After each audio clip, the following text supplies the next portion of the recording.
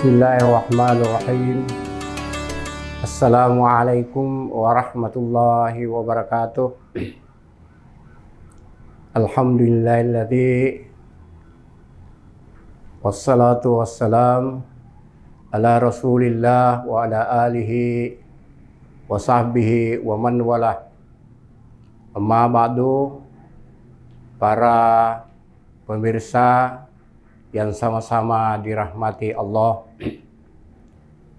patutlah kita senantiasa memanjatkan puji syukur kehadirat Allah Subhanahu wa Ta'ala, karena sampai detik ini kita masih dipinjami umur, diberi kesehatan dan inayah.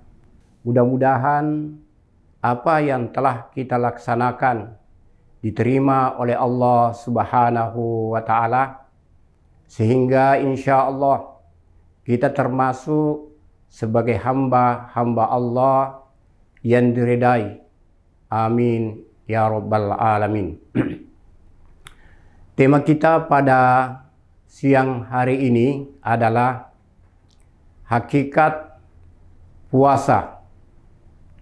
Puasa, khususnya puasa Ramadan, sebagaimana yang sering kita dengar, bahwa dari segi bahasa itu puasa adalah al-imsak, menahan. Jadi al-imsaku anisyai, menahan diri dari sesuatu, itu namanya puasa dari segi bahasa. Namun dari segi istilah, puasa adalah menahan diri dari makan dan minum dan hal-hal yang membatalkan puasa dengan niat karena Allah dan mendekatkan diri kepadanya. Jadi ini bedanya puasa dari segi bahasa dengan puasa dari segi istilah. Kalau istilah syar'i harus ada niat berpuasa. Kemudian hakikat puasa menurut salah satu hadis dari Rasulullah Muhammad sallallahu alaihi wasallam. Jadi puasa itu bukan hanya meninggalkan makan dan minum, sebagaimana hadis yang diriwayatkan Ibnu Huzaimah dan Hakim. Rasulullah pernah menyampaikan bahwa laisa siyam minal akli wasyurbi wa innama siyam minal lagwi war rafas. Puasa itu bukan hanya meninggalkan makan dan minum, tetapi puasa itu adalah meninggalkan bicara yang tidak bermanfaat, bicara yang sia-sia, warrafas, dan bicara yang keji. Salah satu contoh dari bicara yang tidak bermanfaat atau pembicaraan yang keji, misalnya mengumpat. Jadi dari segi syar'i tadi, puasa adalah tidak makan dan minum. Itu puasa badaniyah, puasa lahiriah.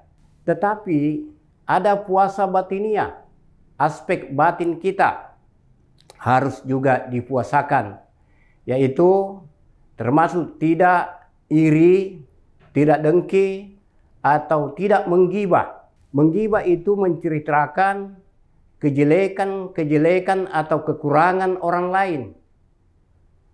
Sekalipun kekurangan itu, kejelekan itu, atau dosa itu betul-betul orangnya demikian. Itu makanya ada sahabat yang bertanya kepada Nabi, bagaimana ya Rasul kalau orangnya memang begitu? Itulah kata Nabi, kalau orangnya begitu itu ya namanya begibah. Kalau orangnya tidak begitu, kalau ceritakan kejelekannya, pelanggarannya, itu namanya menuduh. Semuanya sama-sama melanggar syariah atau melanggar perintah Allah.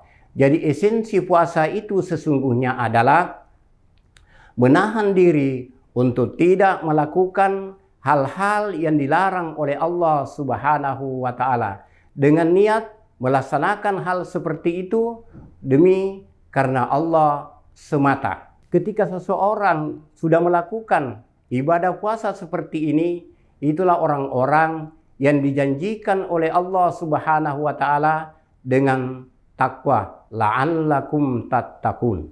Mudah-mudahan orang yang berpuasa itu mencapai derajat takwa. Itu makanya di hadis yang lain dikatakan, terkadang ada orang meninggalkan tidak makan dan tidak minum, tapi bagi Allah puasanya itu tidak bernilai, nol di sisi Allah. Kenapa? Karena dia berpuasa tidak makan dan tidak minum, tapi gosipnya juga jalan, menceritakan kekurangan orang juga jalan, keangkuhannya juga jalan. Nah, orang yang seperti ini, kata Nabi, puasanya tidak ada nilainya. Makanya mungkin terkadang orang yang kok dia sudah puasa tetapi belum juga mendapat gelar takwa, sekalipun takwa yang paling rendah tentunya.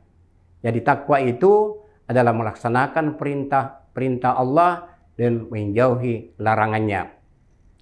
Terkait dengan bahaya ghibah, pernah suatu ketika Rasulullah duduk bersama sahabatnya. Tiba-tiba datang salah seorang sahabat, lalu Nabi mengatakan, di mana kau buka puasa? Di mana kau makan? Sahabat mengatakan, wallahi tidak pernah aku makan ya Rasul. Tapi kenapa paling itu di mulutnya ada bekas-bekas daging mentah, ada bekas-bekas darah di mulutnya. Lalu sahabat dia mengatakan, tidak, wallahi tidak pernah aku makan. Tapi akhirnya Rasul mengatakan, tapi kamu sudah menggosip si A dan si B. Akhirnya itulah disebutkan dalam firman Allah surah Al-Hujurat, la yaghtab ba'dukum ba'dan ayuhibbu ahadukum ayyakula lahma akhihi.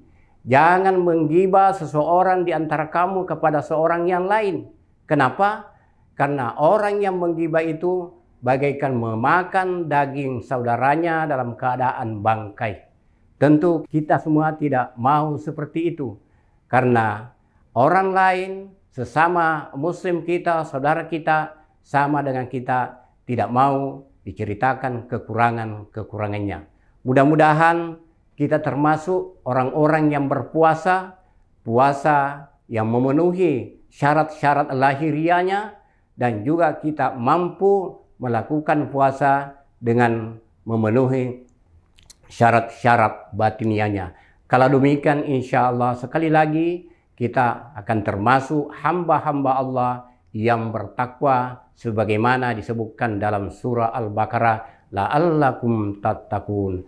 Semoga kita semua termasuk hamba Allah yang berpuasa dan mendapat gelar orang-orang yang bertakwa. Saya kira cuma ini yang bisa saya sampaikan, kurang lebihnya mohon dimaafkan. Saya akhiri, wallahu muwaffiq ila aqwamit thariq. Wassalamualaikum warahmatullahi wabarakatuh.